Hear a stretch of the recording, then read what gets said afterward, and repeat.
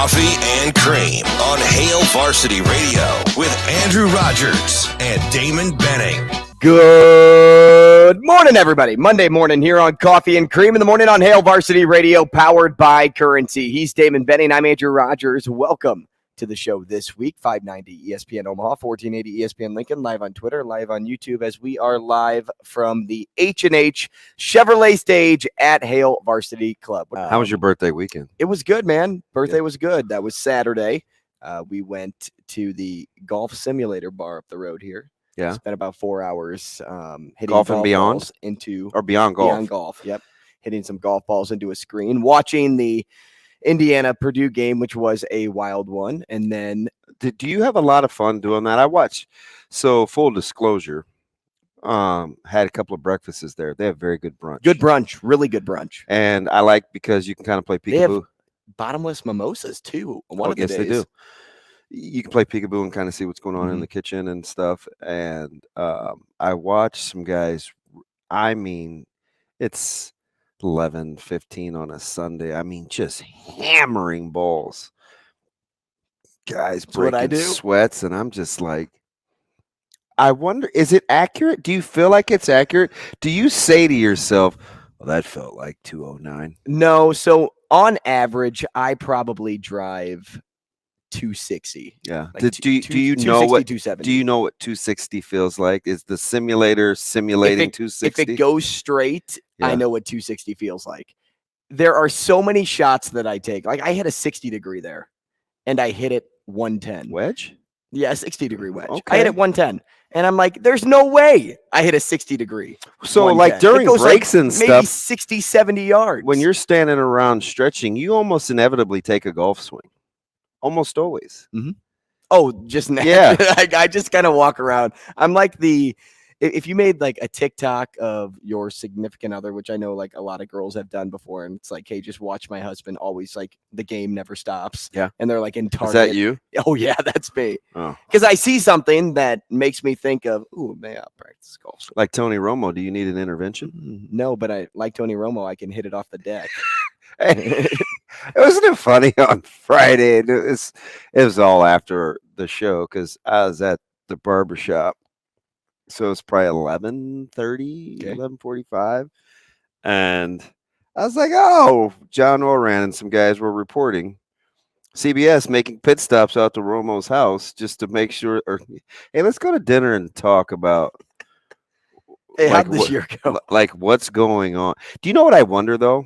And I mean, we don't have to spend a ton of time talking about it. I wonder if Nance told. You remember last week I was like, man, Nance must be a saint. Mm-hmm. Do you remember? I do remember that vividly. It's like maybe Nance isn't as cool as we thought. Maybe Nance is like, gosh, you know what? I don't feel like this guy prepares very well. I'm gonna go ahead and tell. And CBS is like, hey, Tony, next year we have the Super Bowl. Button it up. Well, and think about who you'd rather lose, Tony Romo or Jim Nance.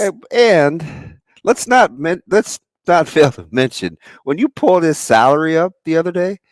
Couldn't believe it. 18 million. Could not believe how much money he got paid. Why do we pay so much for those guys? That's a lot, man.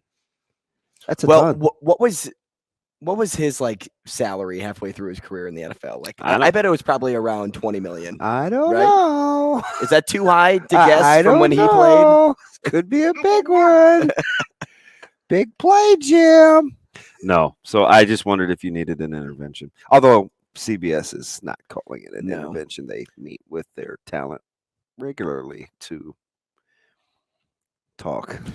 How about a beer? Yeah, but let's just sit down and have a little chat. We did a little chatting at dinner too on Saturday night. Went to Osaka, which is right down the road from Hail Varsity next door. Club. And let's just say I had a Seinfeld moment. Really? When I walked into this place. Did you need a reservation? It was packed. Stop it. It was. Let me tell you how busy it was, DB. So we walk in 6:55, reservation at 7. Always early. Always have to be a little bit early. Hey, reservation. It's like, what's the name? Andrew. Andrew, at 7, you got it. And like I had to walk through a flood of people. Like I felt like, was it Moses that parts the seas? Like Yeah. I felt like him. Did you have an Aaron help you with the staff? Nice. And Man, I get up man, there what a great game. and he goes, all right, it's probably going to be like 20, 30 minutes. I kind of like shook my head a little bit. And I looked back at him and I said, but I have a reservation. Here we go. At 7. Here we go. And he's like, yeah, but you have a big party and like some people are still eating. And I'm like, well, like, why are you? Why aren't the tables cleared for my reservation at 7? What do you do reservations for? And so like I thought about the moment in Seinfeld when he rents the car and he like walks up and he's like, I'm like, do you know like what a reservation is? I think I know what a reservation is. I don't think you do. If you had a reservation, my table would be ready. Is you like a small car? I have a compact. Yeah, exactly. No, it's not what the reservation. I'm like, you know how to take the reservation. You just don't know how to hold the reservation. That is pretty good. A reenactment. And really, that's the most important part of the reservation, the holding. And then he's like, anybody can just take them. Can you imagine if I did that in Osaka? Anybody can just take them. No, so I wanted to say I had a Seinfeld moment because, you know, not to say that my life's a sitcom, even though sometimes it feels like it is. I just casually kept my mouth shut and walked over to the bar. Because like right when you walk in, the bar's to your left. Mm-hmm. And the whole time I was like talking myself up like, oh, it's 7:30 rolls around. That's when I'm going to throw hands because I'm starving at this point. So Ashley, I mean, she was Mary-Kate and she was even hungrier than I was. Yeah. And she would walk up like every 10 minutes asking like where the table was. Is she a principal person? Like, you know, when she's hungry. It's the principle of the matter. Oh, so she does get hangry, huh? Oh yeah. Okay. Oh yeah. So you're 15 minutes in. So we're 15 minutes in. I'm standing by the bar, and then room opens up right next to the hostess stand, and I take my spot right there because I'm like. Did they say reservations for Rogers, or did you just go? No, I had a reservation. No, like did they come get you? Oh, they came and got me. Okay. Yeah, because everybody was. I thought with the way you just said that, I was like, okay, so you saw some people leave, so you just ran and sat down. Oh, no, at the bar. Okay. So the bar is like right next to the hostess stand. And so I'm standing there and I'm texting you. It's like 7:29 because I'm like, you would not believe what I'm going through right now. Because all last week you were like, I mean, you don't need a reservation. Like, if you want to play it safe, like I'd get a reservation. Yeah. And I'm a guy that likes to play it safe. So I'm like, I'm going to do that. And I mean, if I had 10 people and showed up at Osaka, we wouldn't have sat down. I didn't realize it was 10. So, yeah, maybe if it was just 2. Yeah, and that's kind of what I was thinking. And good on you, too, because I knew you had some buddies in town, but I'm not sure. Maybe I would. I don't know how many people I would share my birthday experience with. Like, to go eat dinner, because I don't like to talk while I eat. Right. And we didn't really do a lot of talking. There. We were just scarfing. By now it's 8:00 while we're eating. And I realized, like, you catch up with the fam during the course of the day, but outside of that, I don't like a lot of extracurricular while I'm eating. But I'll tell you what, man, before we got seated, it's like 7:29. I'm in mid-text to you because I showed it to like everybody else there. I'm like, this is the guy I was about to text. And I'm halfway through the text. I'm like, DB, Monday's going to be a thriller. Osaka's not going to hear the end of it. Oh, Lord. And right as I'm about to text, Osaka's not going to hear the end of it. Rogers, 10. I'm like, you got so lucky. And I started backspacing on your text. Yeah. So was it since you're busy, upset with them, would you like to say something good? Since I'm sure they'll be walking next door by the time. No, the food was awesome. Hibachi is so good. Yeah, so good. He got buckets. I still can't believe he brought a gun to the locker room in an NBA game. But outside of that, hibachi was great. Yeah, you texted me that. And I just started laughing. Hibachi. Hey, so what did you go with? Steak and scallops. Are you? Please tell me you're not a scallops person. I'm not a huge scallop guy, but since shrimp came with it, like you got 2 pieces of shrimp, I'm like, I'm gonna try scallops. Scallops are amazing. Like if somebody hurts my family or something, or I don't know, You're gonna for throw some random scallops way at 'em? I wind up on death row. My last meal will absolutely include scallops. Dude, scallops are good. And they don't go with lamb, but I'm going to get both They would because be. I'm going to overdo it and I'm going to indulge. Yeah, well, it's kind of like when I get steak and scallops. It's like, do those go together? Absolutely. That's your version of surf and turf. Well, I guess. Well, Oh, Selfish. maybe a little. scallops are fantastic Well, so if done correctly. they would be better to me if they didn't. And I don't want to like knock scallops because I do eat them. A little more rubbery than shrimp. See, they didn't do it right. They didn't do it right. All right. If you're a texture person, that's what everybody says about scallops. I don't like they have to be done correctly. Mm-hmm. Oh, I agree. I mean, even a medium rare steak can be a little jello-y if the temp is off a couple of degrees, right? But I feel like if you got a medium rare steak and it ended up being medium, it'd still be fantastic. I don't know, man. I remember we got into it's my barber's cut my hair for 29 years. Yeah. Almost 30. And you're loyal. We've been in two huge, like Is it I your would longest say, relationship? yes. I definitely do not have commitment issues with my barber. We've been in two, like I would say, lasted more than an hour arguments. One was over steak. Unbelievable. He's a total foodie. He travels around the country to eat. Which is your dream job. He has a personal chef that he hires sometimes for special occasions. I'll tell you about him later. He's on Instagram. He's amazing. He cuts his hair too, Chef Joel. But anyway, Lorenzi? No. Is he tomorrow? Because I want to talk to him about something he said about Creighton defensively the other day. And it was over steak because he's one of those guys. And sometimes I think it's a cultural thing, but he doesn't mind a brown steak. And I'm like, what, hamburger? You can't do, and so we just went back and forth and it ended up, and this was just like 3 years ago. And he's like, at the very end, he goes, "Hey man, your appointment on Fridays is replaceable. You don't have to come back." Dead serious. We're like 30 minutes into this back and forth. You're like, I'll eat a hamburger too. Listen, we've talked about, he's a non-vax guy. We've had some knockdown dragouts over philosophical beliefs. He loves to watch courtroom TV, so we argue about, political things. Because he's super well-rounded.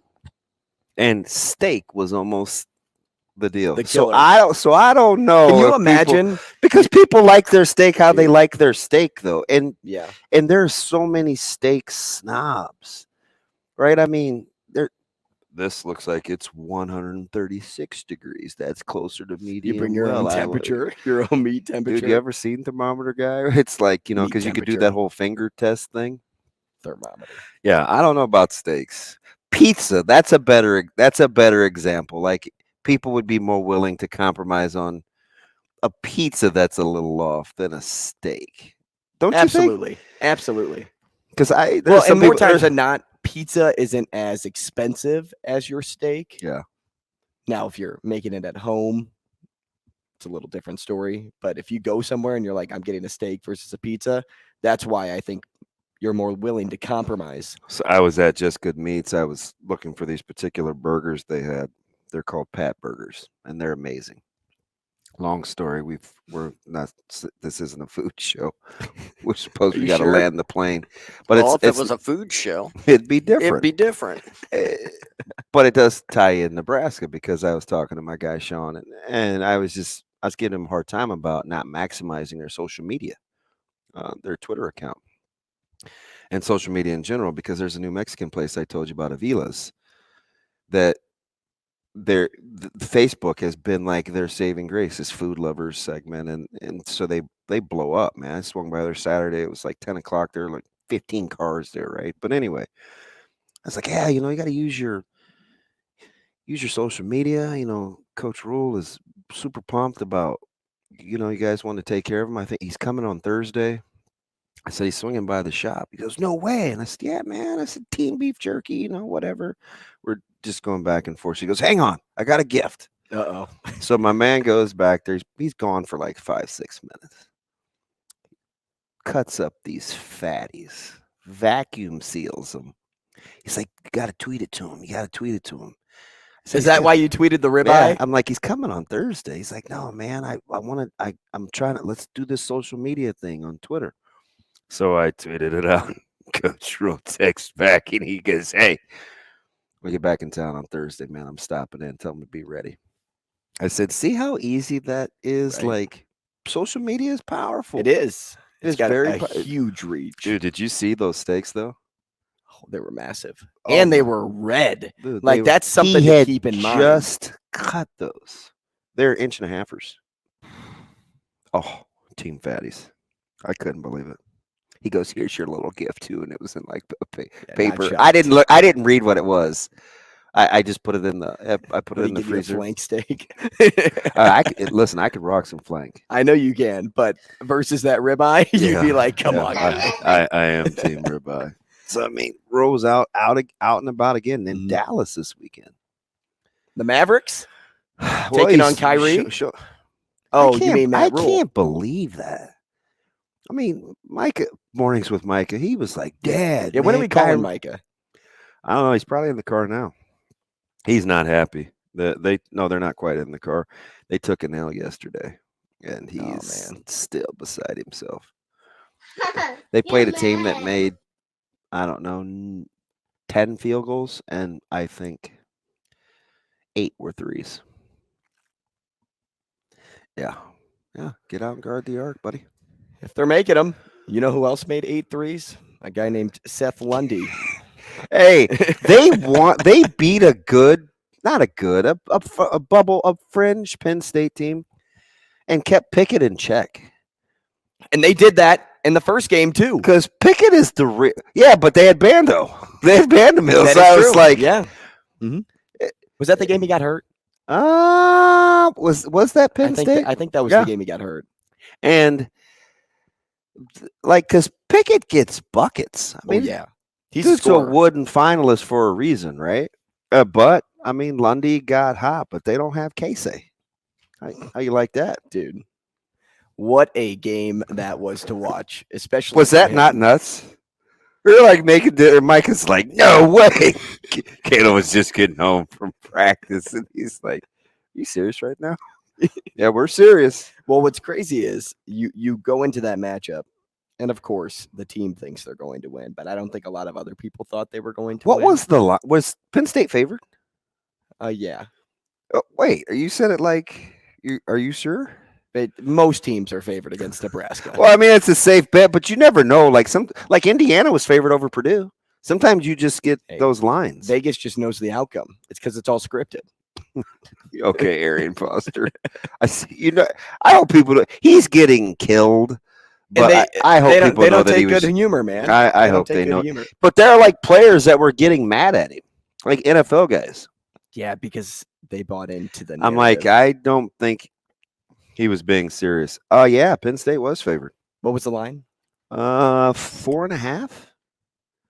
Yeah. So not crazy. Well, obviously not with how Nebraska played. They got to. I don't know. I'm not even going to allow myself. I'm just going to stay in the moment. I was going to try to predict a couple more wins. Not going to do it. not going to do it. Rue down. Well, hey, we'll still talk Nebraska basketball more in our next segment. We'll talk Creighton basketball following that. We have Sam McKewon at 8:00, and then Mike Tanier at 8:45. Have we gotten Mike yet? Like, has Mike been close every time? No, that is. It's deep. It's at DP Sharks. Who's that, Shane? Twitter. That's the guy. Davenport. Yeah. Davenport. Yes. We've gotten so close to Gary. Gary. you wanted me to say that. I know it. Isn't it weird though? In my mind, I can't remember the name, but I know what the Twitter handle looks like. Which is, you're ridiculous sometimes. Everybody has their mechanisms. Hey, DB. Speaking of Twitter, our poll question of the day: who was the bigger star of the weekend? Was it Trey Alexander? Gosh, he was good. Or was it Keisei Tominaga? You can vote on Twitter. Both were influential and impactful to their team's wins. But you decide at home. H Varsity Radio, that's where you can vote on the poll question. As we head into our break, go ahead. Who made more threes? What, Trey made 5, and Casey made he made 6? Less? 5. Oh, 5 Trey on was the 5 nose. of 9. Casey was 5 of 10. And Trey made more free throws, Dude, which down the stretch matters a lot. we'll get all of it. We'll talk Nebraska basketball more next. How's the poll question doing? I think I need to retweet that. So the poll question of the day, we'll go back to it. Who was the bigger star of the weekend? Was it Keisei Tominaga or was it Trey Alexander? 59 votes so far, and people are leaning Tominaga, which doesn't shock me because he was probably more of the wow player of the weekend. But when you talk about bigger, if you really dive into the impact on the team, I would still lean Trey because it was kind of the Trey Kalkbrenner show and there wasn't a lot of point spread. Meanwhile, what I thought Nebraska did a good job this weekend of was, even though Derek Walker wasn't his typical efficient self, even though Sam Griesel didn't bounce into double digits like we saw in the previous game, they had production kind of spread throughout the team. And once again, for the Blue Jays, you had no bench production. It's the second straight day. Second straight game. I don't think anybody that came off the bench for Creighton didn't play double digits, right? We'll double check the stats here. Farabello only played like 8 or 9. And there wasn't one starter for Creighton that played less than 33 minutes. Farabello played 5. Okay. Yeah. And I knew it was in the single digits. And Miller played 6. So you're right. So nobody in the starting lineup for the Jays played less than 33 minutes, right? Correct. Kaluma was 33. Nearly on the nose. That is heavy minutes. Well, I don't know, we were going to. At one point, did you think that Creighton was going to blow that thing open? Blow it open and then blow it up. I thought there were 2 different points in the game. I never felt good enough about Villanova's offense, even when they took the lead. What was it, 52-51 or 51-50, something like that? They were having to work too hard. Are you talking about the first time they took the lead? In the second half? Yeah. Because I think Dixon got the little lefty hook in the end one. And by the way, he was working out on King. They had to get Kalk back in a hurry. But then he went right at Kalk too. But I felt like they had to work too hard. Did it surprise you at all that down the stretch of that basketball game, that not the Villanova game, the Nebraska game, we'll just kind of bounce back and forth for these next 2 segments. I think that'll be better. Did it surprise you at all that Tominaga was on the bench? No, because his inability to guard, I agree, is a problem. I agree.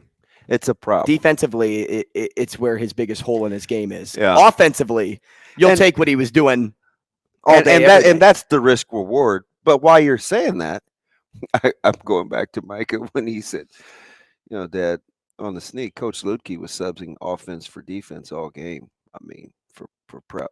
Is he the best coach? Yeah. I'm like, anyway.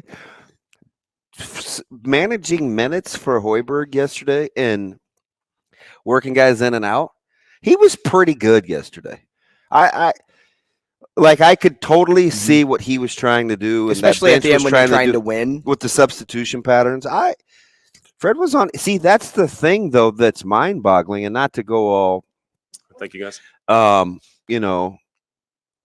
Twitter exchange, but I was telling you about the Twitter exchange the other day between Big Red Cast and I always say, I can't even say his name without people not taking me serious, but they were going back and forth over knowing basketball and not knowing basketball and wanting to validate Coach Hoiberg. And those are one of the, like yesterday is a microcosm of why he's frustrating. He hit you with the 3-game stretch last year.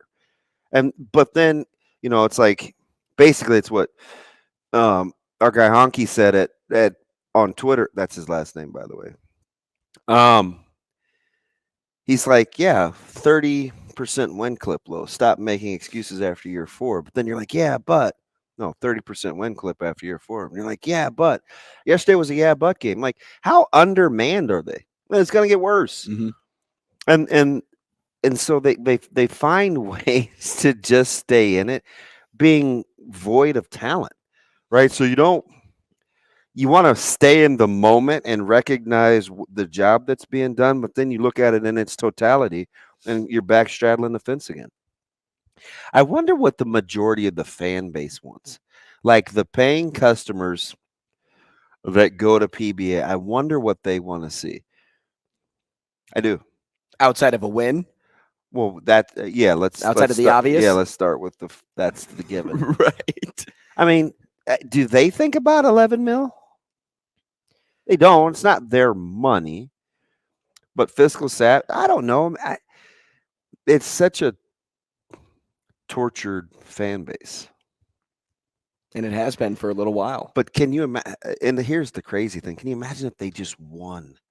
Because there are a lot of Nebraska basketball fans. There really are. They're waiting for something to celebrate. So it's like, I mean, that was a fantastic coaching performance yesterday. Yeah, you have to give credit where credit's due. Fred Hoiberg did an awesome job. No two ways about it. But I don't know what you're doing if you're looking at the bottom line. I mean, they won a game yesterday in which they were underdogs at home, and Derek Walker was in single digits. It's kind of been the name of the game for the last. Well, they took good care of the basketball too, though. That I think was the biggest takeaway. Eight turnovers. Great point there. Not even. I think it was 7. Yeah, somewhere around. So 7 turnovers opposed to what 27 assists or something like that, which is. And they kept Penn State, who doesn't really turn it over anyway, right. Kept them down. And Penn State was in single digits. That's a season low from not turning the ball over. In the last 3 games, Nebraska has allowed the other team to score 72 plus points. Yep. 72. It's amazing what you can do when you hold a team to the 60s. Didn't shoot it well. 24-60 is not going to get her done. Hey, conversation continued. We'll talk Creighton and Nebraska more next.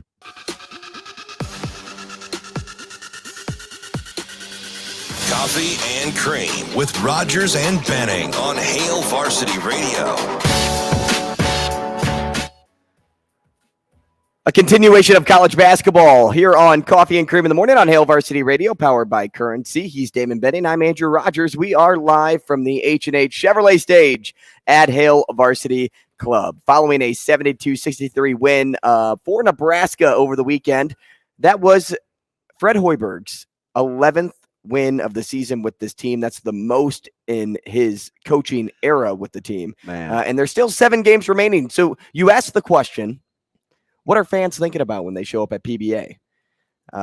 Because a lot of question marks surround Hoiberg and his ability to not only lead this team, but lead any Nebraska team. And I think it starts there. I think it starts at getting this 11th win for him, because you can at least say that in a season of woes, that Hoiberg and his team still compete, and they are getting better, even though how it began, it didn't start off strong. So I think that's a big takeaway. And I wonder if a lot of people are thinking about that too, when they think, oh man, this is somebody that if we could get a different coach in here, we can make the NCAA tournament. Let's just say if you had Bill Self, you wouldn't make the NCAA tournament with the struggles that this team has gone through. Bill Self wouldn't change the team that is on the floor right now to get you to the NCAA tournament. Fred Hoiberg is just making do with what he has. And it's not to say that I'm knocking any players when I say that. It's just, it's the truth. Yeah. It's just what's in front of him. It's interesting. And I asked Robin, like, can it look a certain way where when you're watching these games unfold, right? You're at Ann Arbor coming up, and then I think you got Wisconsin at home, and then you're at Rutgers, and then I think you have Maryland at home. So you're going to go the next 4. You got 2 at the house and 2 on the road. Does the basketball need to look a certain way? If you fast forwarded past wins, like if you're like, well, I don't think you're going to win, or, it's like, can it look a certain way to buy yourself some time? Because for all that's happened, for some reason, he's still only 2 games under 500.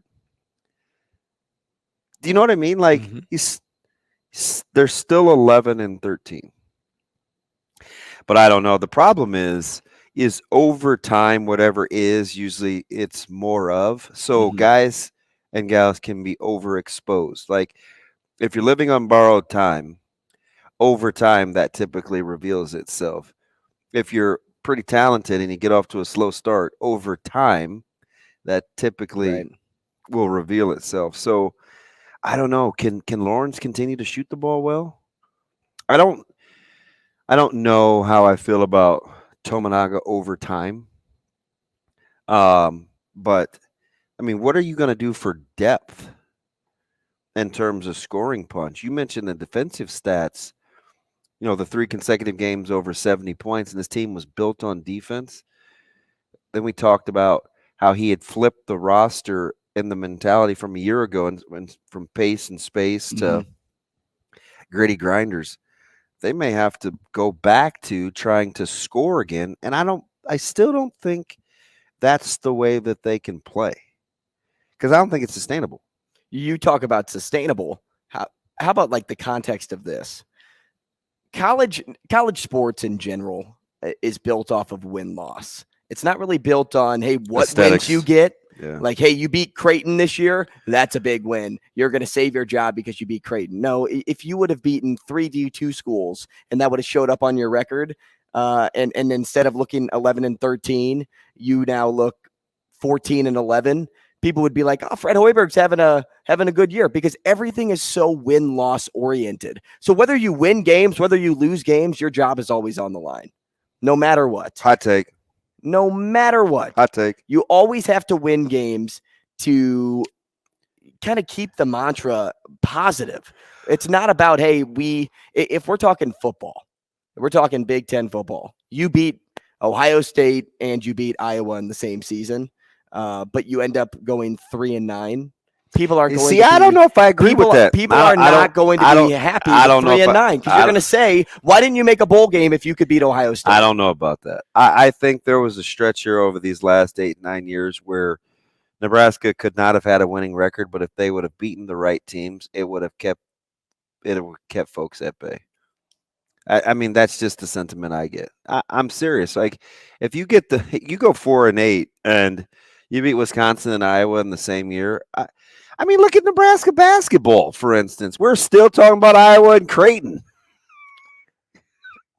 I don't know about Iowa as much as Creighton. Oh, my gosh. You didn't hear yesterday that, hey, man, they were ranking the wins. It's the third best win. Right behind Creighton and Iowa. And I'm like, it's not going to save Fred Hoiberg's job ranking those wins. And it was so long ago, though. Right, that's a vastly different team. I think ultimately it comes down to continuing to develop, because for whatever the reason, and it's got to be part of the culture. So I think at some point you have to tip your cap to the staff. Like, they bring it almost every night when it would be pretty easy not to. They started Sam Hoiberg. Not last night. No, I'm just saying in general, they've started Sam Hoiberg. Like. That's hard to play Big Ten basketball like that. No disrespect to Sam, but you can't be starting your son and expecting to contend in the Big Ten. Now, whatever. I think he only played 11 games that night, or 11 minutes that night. But that's it's like you're trying to play poker, and you're playing 6'8" offsuit, right? You're playing Jack 9. Right. I mean, they're okay hands, and listen, you need the flop to go right, but you just can't make a living at the table. But again, when you pit it against the backdrop of the totality of the 3.5 years, that's where you get the pushback. And I wonder, because it's weird how it's starting to come up just like football did. People start looking at the buyout number. And I think this is arguably, that's not even arguable. I think this is his best coaching job. I really do. First of all, we act like he didn't just flip the culture in a year. And yeah, I know you can do that with basketball, but he did. Went from space and pace and shoot the ball to, kind of grind you up, playing with good defense. And he recruited that way. right? So like that unto itself, he's had some turnover in his staff, and that's been a positive. So it's like, gosh, do you need a starting point? Remember how we wanted to see a football coach? Just, gosh, if you just tweak a few coordinators, and up here we go, we're on another offensive coordinator. And oh man, if he would just get rid of this guy as his DC, we started trying to rationalize if you just swap out a few pieces, how close are you? I don't know what the sentiment is with Nebraska's fan base, because there's enough of them out there. Have they seen enough, or is this year enough to say, man, if you just give him the pieces, I think he can coach? I thought he was fantastic yesterday. There's no two ways about it. And I know Tominaga got hot, but we're underselling how he utilized and strategized with the roster in terms of offense for D. I thought he was fantastic yesterday, and I don't think that's drinking one bit of Kool-Aid. There's moments that he's had, great coaching outings. And there's other ones where, you kind of shake your head. But this year he's been dealt a hard hand. And there's no doubt about that. I don't think anybody's arguing that. But I will say, at the end of the day, what's taken into the most account, it feels, is win-loss record. And somebody that does win a lot is Coach McDermott. And, on that Creighton side of things, the moment in that game that kind of scared me was with 3 minutes to go, Ryan Kalkbrenner heads to the baseline to take a charge with 4 fouls. Did you like that? Do you think he got lucky? Or do you think in that moment you would tell your player, hey, just let him go? Yeah, so because in that moment for me, I'd say let him go. You have 4 fouls. You're too impactful down low for the rest of this game. But you also don't want to play scared. I think at that stage of the game, now if there's 6-7 minutes left, okay, I could see it. But in a tightly contested game where it seemed like every 2 points was going to matter, I think you make that play. Man, I was holding my breath. I think you make that play every day that ends in NY. And it's just hard to tell competitors, hey, man, like, again, 6-7 minutes to go. Hey, maybe you let that one go. But in a tightly contested game, you're getting ready to get under the 4-minute mark. I think you need to stop. Paid off. Yeah. And listen, do you get the Whitmore buzz? I think he's just on a bad team. We talked about all these. What was that? Thursday, Wednesday? We talked about all these freshmen, and I mean, being a potential lottery pick, I think people are kind of like reaching, but at the same time, crazier things have happened. I don't get it. I think it's hard to function in any level of basketball when you don't shoot it well. Mm-hmm. Well, I mean, I think of when you talk about buzz, just completely different example here. But when Michael Porter Jr. was at Mizzou, he played like 3 games, and the state of Missouri was going nuts, or like the buzz around him was insane. Number 1 pick. Oh, he's going to go top 3 in the draft. And then all of a sudden he goes like still 12 or 13 and he played 3 games. Like buzz is like kind of crazy in how it can land you a place, but it also goes to show that NBA scouts know a lot more than me when it comes to. And I always think too, talent. like I think you always start with talent. I mean, we've seen it, right? Mm-hmm. I watch it all the time, and it starts young. We like to blame NBA and NFL on, oh man, taking a chance on talent. Listen, you see it all. You see it at the high school level. I look at wins and losses and how people play in crunch time, and then I look at like how people fawn and how they can throw or catch or run in shorts and a t-shirt, and I'm like, you guys aren't interested in winning. You're not. Like, these guys don't win. Sam McKewon up next. Here is the sports editor for the Omaha World-Herald, Sam McKewon. That's fine. Sam McKewon. We're gonna throw the ball, and you just stand back there and throw it where you want to go. That kind of thing. Sam McKewon. Are you guys going? Sure. Now, Sam McKewon. Top of the hour here on Coffee and Cream in the Morning on Hail Varsity Radio, powered by Currency, alongside Damon Benning, Andrew Rogers. Happy to have you with us on the show. 590 ESPN Omaha, 1480 ESPN Lincoln, live on Twitter, live on YouTube, and also happy to have Sam McKewon joining us as he does every Monday morning. Sam, good morning.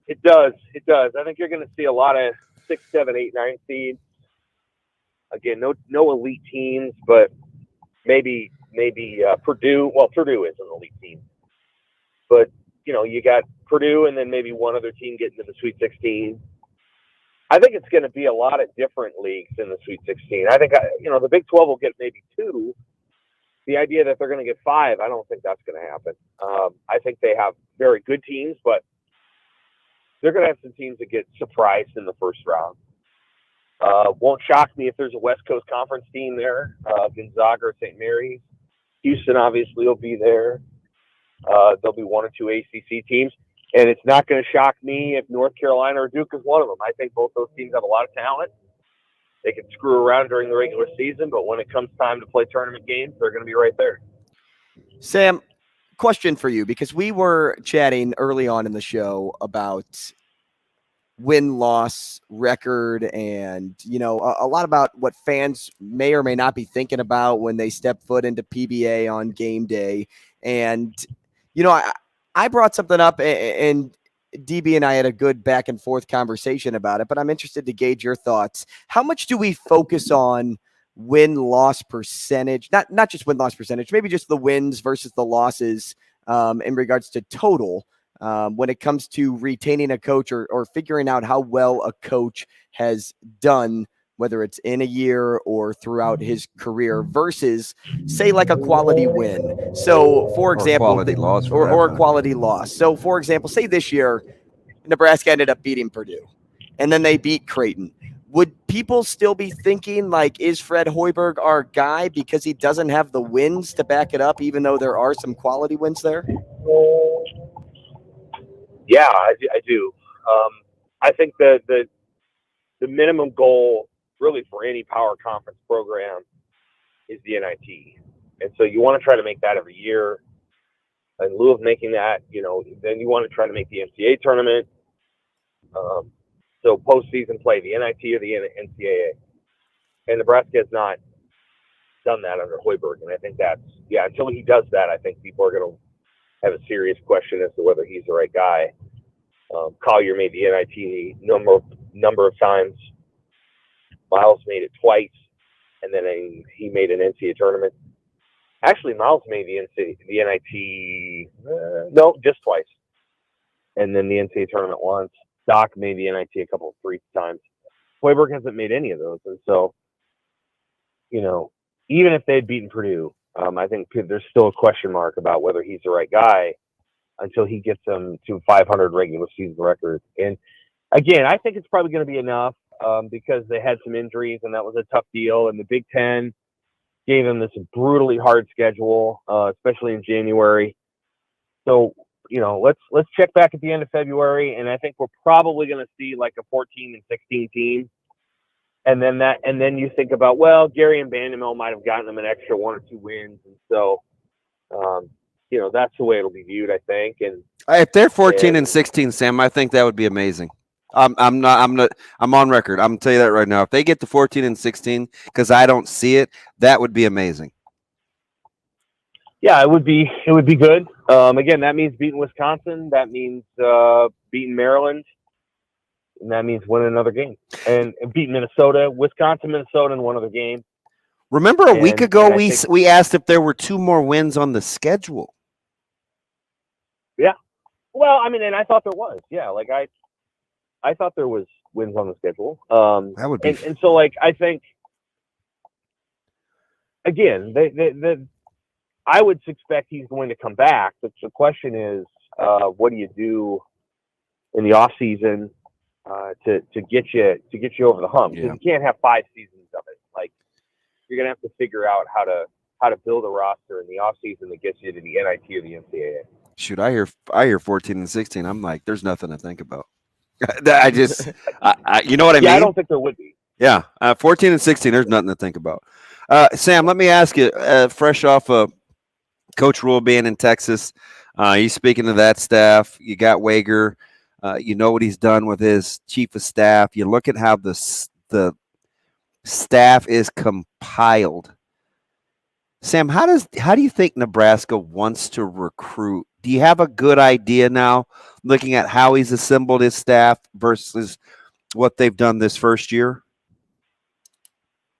I think we have a pretty good idea. Yeah, I think we can tell very clearly that Nebraska wants to recruit the state of Nebraska and the state of Texas very hard. And so I think you're not going to have the same number of prospects each year out of the state of Nebraska. You're going to have roughly the same in Texas, but in Nebraska it's going to fluctuate. Last year was a really good year. I think this upcoming cycle is really good, but it won't be that way every year. In Texas, they're going to want to try to get, it appears, 6 to 8 prospects a year. They're probably not going to get, top 30 prospects in Texas. That'll be tough to get. Texas, the SEC, Oklahoma, A&M. But you can get the 75th best prospect in the state of Texas, and you're getting a 4-star. So I think they want to recruit Texas hard, and then I think they want to be able to keep their relationships in the big cities as you go toward the Big Ten footprint. So Chicago, I think Detroit eventually, I think Philadelphia, and then whatever you want to call New Jersey, Newark, South Jersey, North Jersey, so both of those. The suburbs of New York City and Philadelphia would tend to be better in football than the schools in New York City and Philadelphia.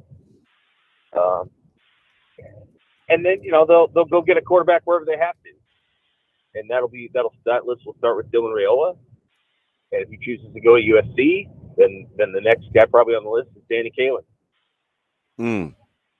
Interesting. Let me stay right there. We got into this long discussion last Friday. It was myself, Sauter, and Andrew. Was that long? And we were talking about the inordinate number of Power 5 offers, and there'll be plenty more to come with the top 6-7 guys in the state. And we got into Coach Frost and that staff being really good in state, and then there was the Riley Ducker year with Helms and those guys. And since then, it's kind of been hit and miss in state. So I'm trying to set an expectation level of what we think would be a good haul. So given these personalities and a guy that's part of the Super Six, Carter Nelson, Caleb Benning, Danny Kaelin, McMorris, Hall, Pyfrom, and I'm going to throw in Ashton Murphy to give you 7. I set the total at 3.5 of Nebraska getting those guys. Given what you know, how hard they're being recruited around the country, what would be a good haul, no pun intended, for those 7? Is it 3? Is it 4? Is it 5? What does Sam McKewon think? Wow, that'd be pretty good if they got blank number of those guys. If Nebraska lands Dylan Raiola, then I say 4. If they don't, I say 5. Wow, that seems high. Interesting. That'd be my number. 5 seems high, doesn't it? That would be extremely impressive. Yeah, I mean, I think it would be impressive, but I think Rhule's staff cares. I do think that, if they want to get all 7 of those guys, now that's some of it, right? You got to want all 7 of them, but I think they do. Then I anticipate, getting 4 of those, and then Kaelin is sort of the wild card. I mean, he isn't. I'm sure he isn't going to feel put out if Dylan Raiola goes to Nebraska. You can't turn that down, and nobody would. It could have been St. Flores, and it just doesn't make any difference. I mean, I've watched Raiola throw. He's really good. So you don't take a second quarterback if you're taking him. That's just how that works, and that's okay. But I think they can do pretty good with some of the other ones. Now, if they hit on all the receivers they have right now, then they may not want that many more receivers. But I don't think they'll know if Bryce Turner and Jalen Lloyd and a few others are going to pan out for sure. Mm-hmm. Until the 24 cycle is over. I mean, I think Nick Morris is a top 100 player. I really do. He's the Caden Helms of this season, and I think by the end of this process, he'll be way up the list. And so I don't know what that means for him. He doesn't have an Oregon offer yet, does he? No. That'll come, right? He just got Penn State, right? He got just Penn State. Got Oklahoma. There's not a lot more for him to get. Like, Oregon will come through. I guess like the pinnacle of college offers is Alabama and Ohio State, but I think he'll get just about everything else up to that. So, he'll be a tough one to get. We'll just have to see. I'd say 4. You think that's high? I think I said Friday that I thought 4 would be exceptional. I said 3. 3 sounds low, but not that low. 4 sounds great. Now, to be clear, I think Nebraska's going to get Dylan Raiola. Whoa! USC is the team that I think could derail that. Oh, it's interesting. 2 weeks ago, it was Georgia. Right. What makes you say that? No, I know that. I'm talking about the national sentiment, Sam. Yeah. If I were him, who am I? I'm nobody. I would tell him not to go to Georgia. Like, I don't think that, they haven't had an elite quarterback since Matthew Stafford, and Stafford had a great career there. But no. If I was going to advise him, it would be between USC and Nebraska for obvious reasons, and quite frankly, USC for obvious reasons. They have a head coach that's coached 3 Heisman Trophy winners and 3 first-round draft picks. I think the very first pick, Baker Mayfield, I think he was the first pick. Kyler Murray was the first pick. Caleb Williams would be the first pick. I mean, USC is the other team. That's just, if he goes to Georgia, I'd just be stunned. Like, I don't know what you would be going to Georgia to do. You want to be a defensive tackle, you go to Georgia. We're speaking with Sam McKewon. So I think they're going to get Dylan Raiola. So I don't think they will get a quarterback from the state of Nebraska. That's my hunch. If not Nebraska, then USC, and then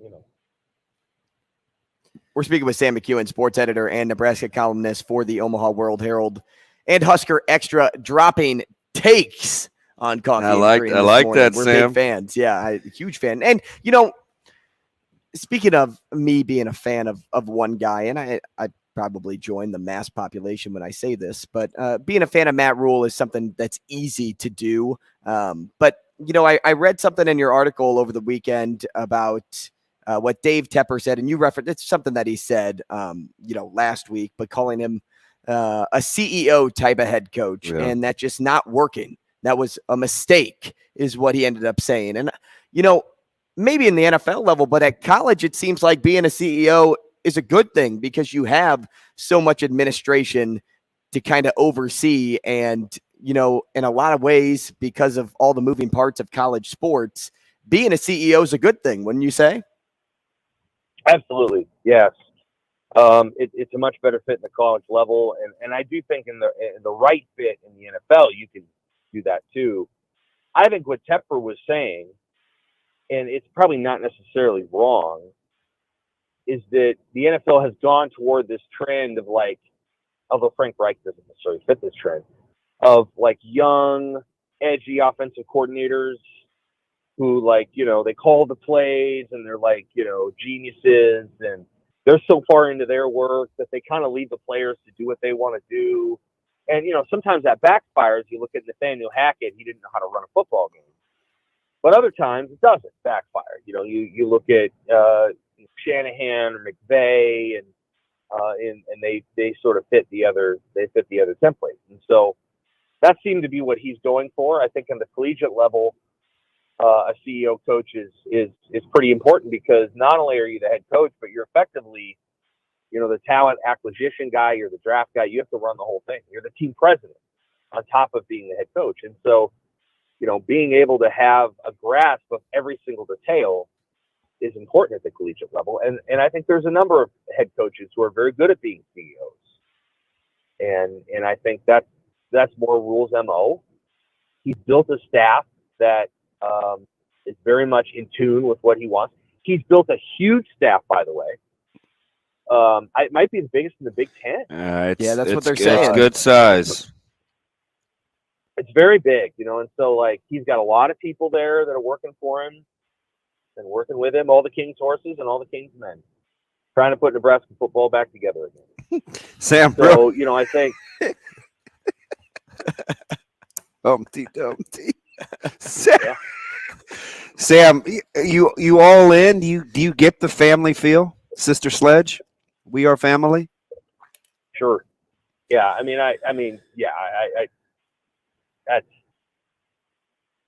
Everybody talks about being a family, so I'm sure it is, and that's fine.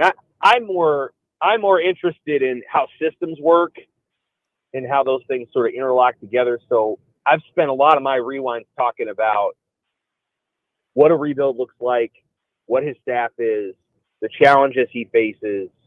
I'm going to try not to put narratives to that. Like, of course it's a family, but you could ask everybody whether it's a family, they're always going to say it's a family. So as a reporter, my job is to try to weed out the things that everybody says and look at the uniqueness of Rhule's approach. And there are unique things to it relative to what Nebraska's done in the past. And I think those are interesting things. I would describe him as being off to a pretty good start. Sam, one last thing. Our poll question of the day was, who was the bigger star of the weekend? You got a minute and a half here. Is it Trey Alexander or was it Keisei Tominaga? Well, shoot. Trey. So listen, like Keisei is a joy to watch. He does so many fun things on the court. And if Nebraska were better, he would be a story all the time. Creighton's playing more important games, and Trey Alexander was the reason they won that game. And so Creighton is rounding into the team that I think it hoped it'd be, with maybe the exception they'd like to have a little bit more production from their bench. And Trey Alexander is becoming. Of all the players on that team, you're like, the guy's going to play in the NBA for 10 years. Trey's the one.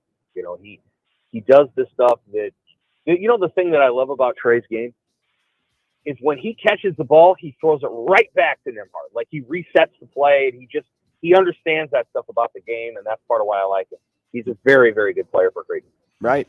We appreciate it, Sam. Thanks so much for your time, as you always give us on Monday. We appreciate you. All right. Yeah.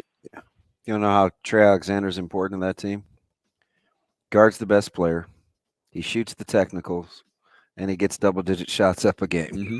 But a lot of people wouldn't say he's the best player. We'll keep talking next. Most important. Coffee and Cream with Rogers and Benning on Hail Varsity Radio.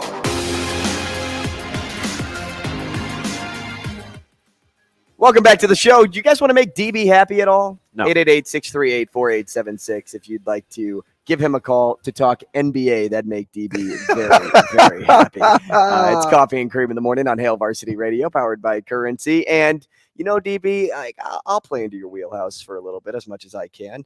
The big news coming out of the weekend in the NBA was the Kyrie Irving trade to the Mavericks. And as much as people want to knock Kyrie for his life outside of basketball, and we kind of talked about this a little bit with Bobby Hull last week. Enigmatic, maybe?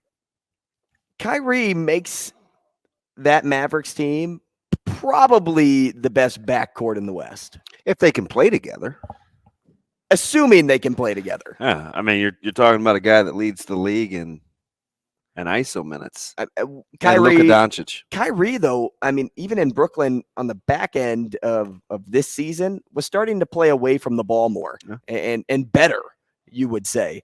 But you have Luka, who averages, 33 a game? You have Kyrie that averages 27 a game. Just right there, with everything that you gave up, you're the Mavericks, you give away picks, you give away players, you good with Kyrie Irving for the rest of the year? I think you say, hey, this right now could give us a chance to actually come out of the Western Conference. Yeah, and I don't think Dinwiddie enjoyed being in Dallas. If he could have stayed, I don't think he wanted to leave Brooklyn the first time. Mm-hmm. So I think getting him back, I think, was big. Plus the pick, and I kind of like the Nets roster too. Really? You Man. think they're going to be able to say, "Hey, KD, just be patient, man"? No, because I think I actually think that roster, man. And I know you're not an NBA guy, but that roster is not bad. You're going to go with Dinwiddie, Joe Harris, Durant, Ben Simmons, and probably Nick Claxton. Ben Simmons? You mean Bum Simmons? That's not bad, though. I don't know how much longer KD wants to play with Ben Simmons. Well, Ben, I just don't. I think it's almost impossible to have a Ben Simmons and a Kyrie Irving on the same team over an extended period of time anyway. Is that because one can shoot threes and the other No, can't? I think it's more the psychological stuff, the emotional stuff. I don't know. But if I'll be curious to see, all those isolations that Luka runs, because it's clear that's not playoff winning basketball. It's good regular season basketball, but it's not going to win you anything in the playoffs. So maybe, well, obviously they're building for the playoffs, but they can score the basketball. What's Kyrie's contract like? So he's going to be a rental because he wanted the max. He wanted the what is it, 38 mil. So I think Brooklyn wouldn't give him the long. Well, Andy wanted to be traded. So I think anybody that got him knew that this was a rental. Could you sign him for 2 more years though? I don't think he'll take a 2-year deal. If they won the title this year, would he take 2 years? It'd have to be like 282 though. So you'd have to make him a $40 million guy. Oh, no thanks. I don't know if Kyrie's worth that headache. Because right now you're gambling. You don't know what he's going to be like in Dallas. Maybe in 6 months you're able to say like, "Hey, we got a good feel on this guy." In my former life, I got into a knockdown, drag out discussion. Wasn't an argument because Severe called him a sociopath. Do you remember that, Shane? Tough word. And I remember. And I go, you can't use that word, sociopath. And he said, "Hey, it's what my wife does. It's her job." And of course, he went to the Google it. What is the definition of a sociopath? I was so mad at him. But then when he read me the definition, I was like, so a sociopath is used to describe what a mental health professional would diagnose as antisocial personality disorder, which is a mental disorder in which a person consistently shows no regard for right and wrong and ignores the rights and feelings of others. yeah. And I remember when he read me that, it stopped me dead in my tracks. I went from super soapboxy to, I was like, "Hey, you can't say that." And Were you thinking he was meaning psychopath? no, it just sounded harsh. Yeah, calling somebody a sociopath is harsh. So, but normally it's warranted when somebody uses that. But he had been so good.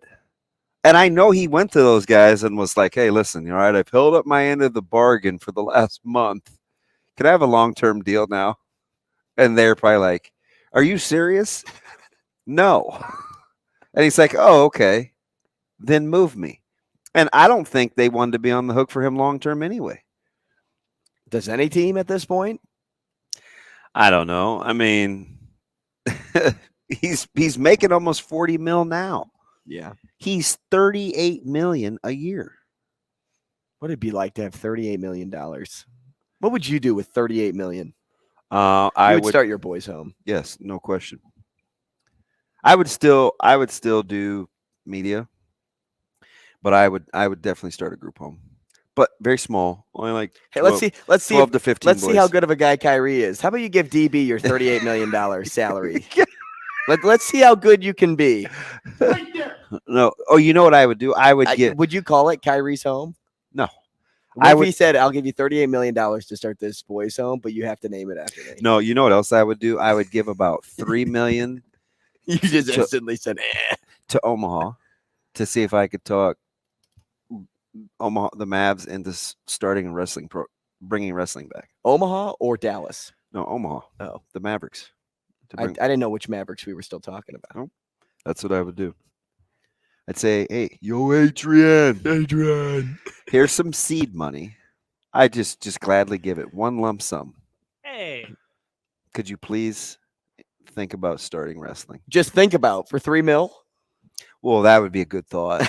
I was going to say, I mean, Because I don't give know. me $3 million, I'd be like, yeah, I'll think about it. And then what if I just Because I don't know about Title IX and needing to add, would they need to add another sport or how, like the logistics?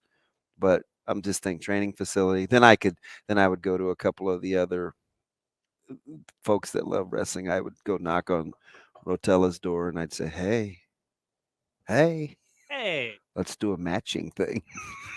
Or, I don't know. I would still work though. I feel like you'd have to. All those people that say, hey, I'd win the lottery, I'd love not to work or do my job. I mean, you'd go insane. I scrolled through some show on Netflix.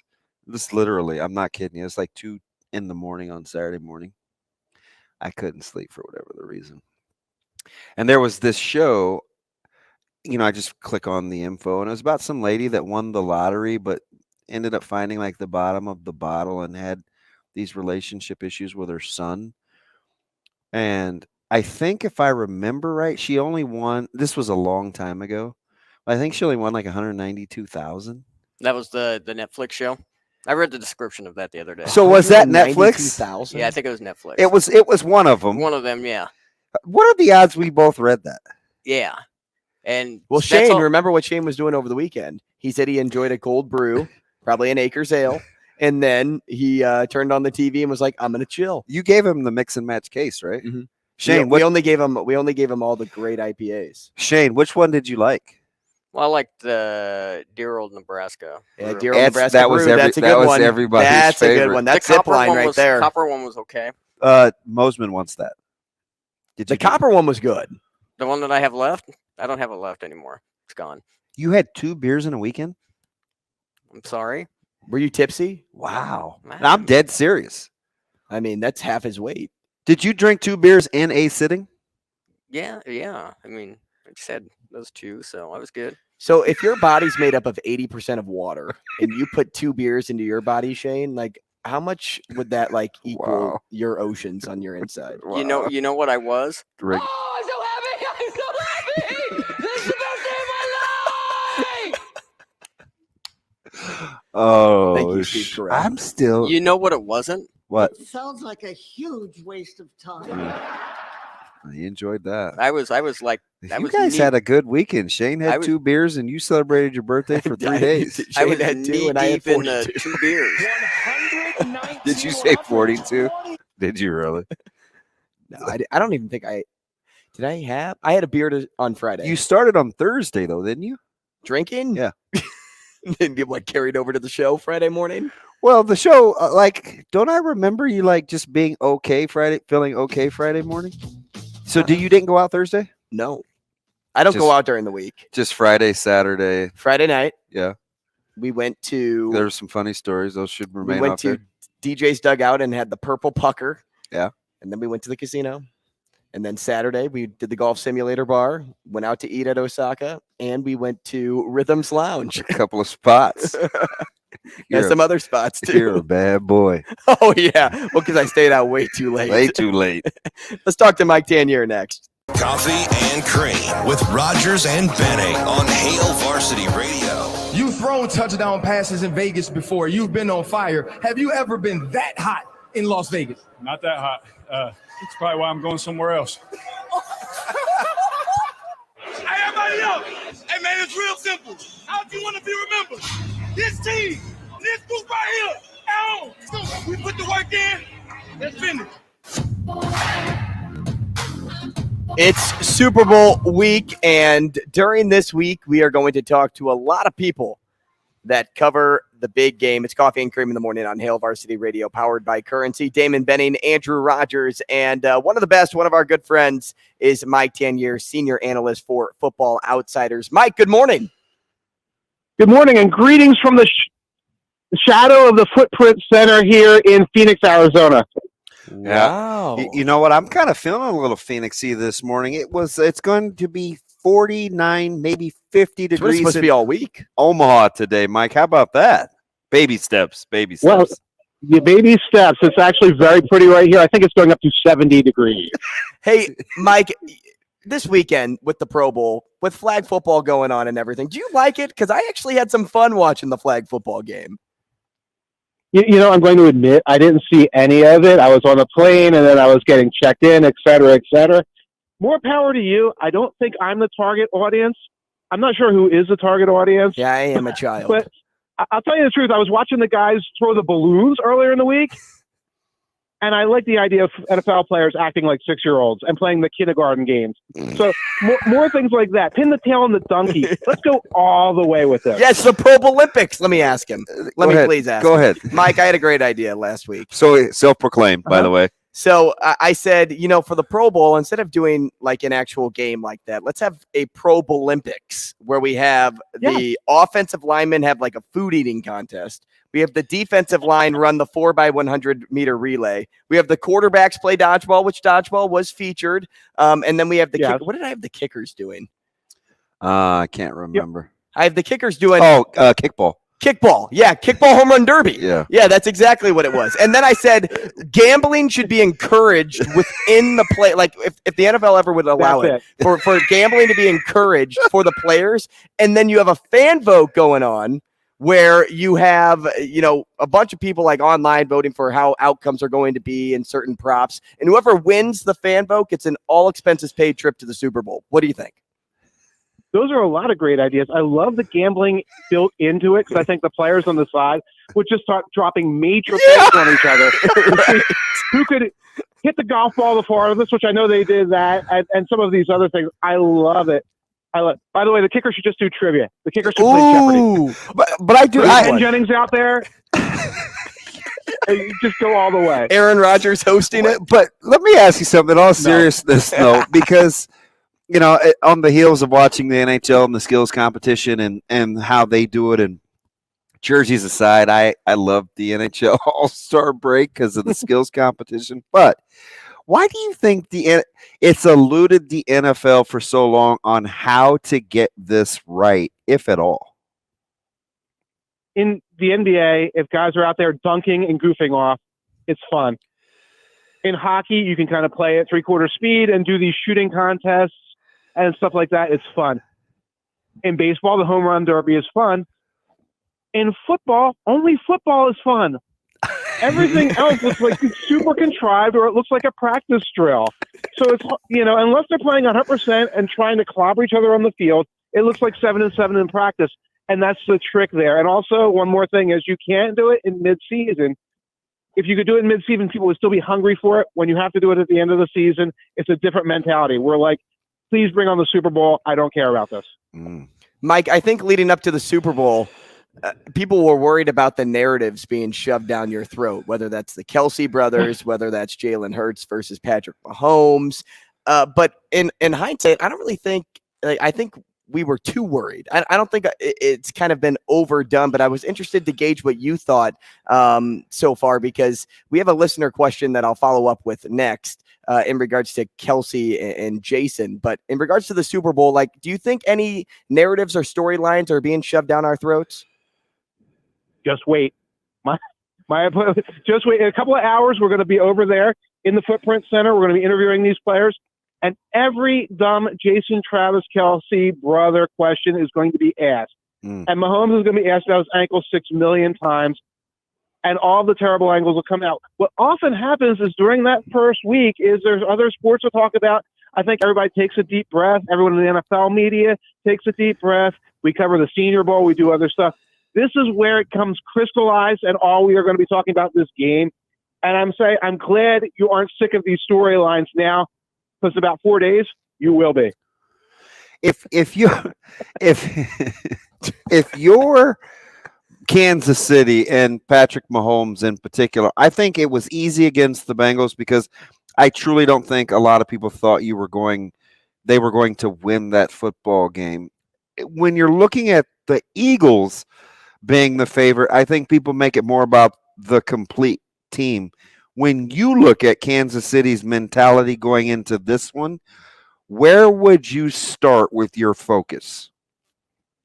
Well, I would say I don't think the Chiefs thought there was anything easy about the Bengals because the Bengals keep beating them going into that game. So they had to have a pretty tough mentality going in.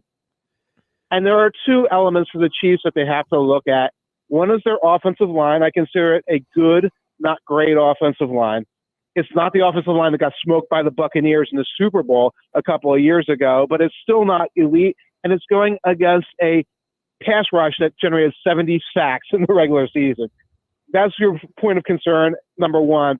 A point of concern, number two, is a secondary full of rookie cornerbacks who have not been playing like rookies lately, but were playing like rookies in October, and they're going up against A.J. Brown, Devontae Smith, Dallas Goedert. So on a matchup-by-matchup basis, the Chiefs have work to do, and they know it. And that should keep them focused. It's not about, like, legacies or dynasties or things like that. It's about making sure some of these rookies don't get toasted, and that's going to keep them very busy this week.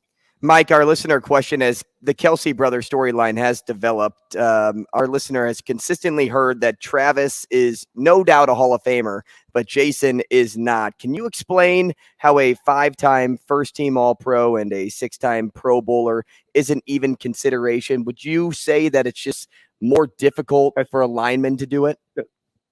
I think that's inaccurate. I think that's very inaccurate. And I cover the Hall of Fame pretty closely. I speak to Hall of Fame voters all the time. I think both brothers are Hall of Famers. I would say Travis probably does have the stronger case overall because he's climbing the all-time lists of postseason receptions, yards, all-time tight end records. But Jason Kelsey's a Hall of Famer. He's going to his second Super Bowl, and he is the most recognizable continuous face for this Eagles team over the last decade through these ups and downs, even through the Chip Kelly era. He's got the Pro Bowls. He's got the All-Pro appearances. And you have things like, in Philadelphia in particular, him dancing around like a mummer on the Art Museum steps, after the Super Bowl. That's the kind of thing where, when you're debating a Hall of Famer, you're going to put that video on and say, okay, any questions? This guy is a superstar. This is a superstar center. There are very few superstar centers in history. Kelsey is one of them. And I think that's going to propel him, among all of his other accomplishments, into the Hall of Fame. Mike, let me ask you, if you're get away from Super Bowl here just for a second, because I've kind of scratched my head, right? Kellen Moore obviously going to the Chargers, left the door open for Brian Schottenheimer. And I'm looking at the resumes and did some digging, actually, and I'm trying to figure out not how he gets jobs, right? Because I get it in the NFL, right? Familiar names and recycled. But what is it that you think McCarthy sees or Dallas's organization sees with where Dak is in terms of his ascent or plateau for some Cowboy fans and bringing in Schottenheimer? I have no idea. I think in McCarthy's case, he wants somebody who knows can run the offense completely, run practices, installations, meetings completely, and he can be hands-off. So he was looking for a super experienced head. He got that experienced super head in Brian Schottenheimer. X's and O's, I've got no concept of how this makes any sense or how this helps Dak Prescott. Unbelievable. But like you said, this is how NFL hirings go. You got a friend who's a friend who's a friend. You golf together, whatever. You get the job. I don't want to denigrate Brian Schottenheimer to that level, but that's what this feels like right now. You got an experienced head who you know and you trust, and it's not about X's, O's, or any particular player's development. Mike, as we head toward the Super Bowl, I think what a lot of people gravitate to is the storyline of who's going to be that surprise player, the one that either catches like the big touchdown or has like a big performance, the unsung hero. Who do you think is going to be that? It would wind up being one of those rookie cornerbacks, and I'm going to list them out right now: Jalen Watson, Joshua Williams, and the best of the bunch, I think, Trent McDuffie. If the Chiefs get a victory in this game, one of those guys made a big play, whether it was an interception or a pass breakup in the end zone. And when those guys step up, that's going to be the difference maker for the Kansas City Chiefs. If you had to not, I won't ask you to pick a winner unless you want to, but outside of turnovers and quarterback play, give me an X factor for you. I would say short yardage success. Eagles, of course, have that push sneak. It's one of the most effective plays in the NFL. It's changing the NFL where Jalen Hurts gets shoved for 1 yard. The Chiefs don't do that. Patrick Mahomes got hurt on a sneak a couple of years ago. They don't run that play. You'll see them do all kind of goofy stuff with like a tight end running their sneak. You'll see all these wacky shovel passes and things like that on short yardage. If the Chiefs can convert on those, that's something that's going to help them sustain drives and be more than just the Mahomes and Kelsey show. If they can't and they're getting eaten up by the Eagles on 3rd and 1, 4th and 1 on the sneak, it's going to be a long evening for the Kansas City Chiefs. Mike, we appreciate your time this morning. Thanks so much, and enjoy Super Bowl week. Enjoy the row. You got it. Take care. Enjoy Super Bowl week, guys. Hey, thank you. That is Mike Tanier, and we thank you for joining us out there as well. If you're itching for more, if you want some more of Damon and Andrew, head over to your favorite podcast app and check out Morning Dump and Benning Bites. But until tomorrow for Coffee and Cream, we'll see you then.